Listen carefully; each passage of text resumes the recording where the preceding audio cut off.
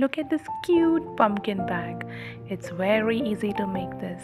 Let us start. I've taken an orange fabric 10 by 12 inch size and used a canvas. I've ironed the canvas to it to make it strong, and I've made the shape of half of pumpkin. So I have made two pieces for the front and the back side of the bag.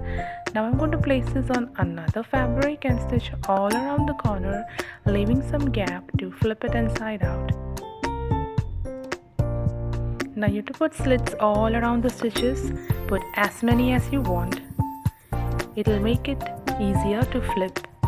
So I have put so many slits, especially on the curved part. Now let me flip it inside out. There you go. Now just close the bottom, just fold and stitch it. So that's the front side and the back side neatly done.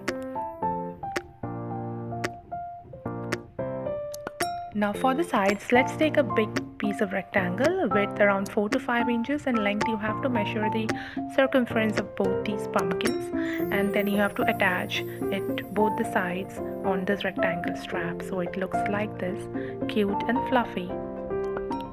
Now you can also press it flat and stitch on the corners if you want a flat bag, or you can leave it to be fluffy bag. For the strap, I've taken this green fabric.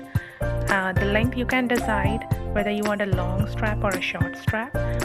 So this is the length I have decided. It's around 12 inches, and I have stitched it neatly on the pumpkin, and then I have taken this black fabric and cut two triangles and a cute scary face. But after sticking it using a fabric glue, the face kind of looks like a smiley face. What do you think? Is it a scary face or a smiley face? Anyways, this is my pumpkin bag. Took me around 1 hour to make, and it looks really cute.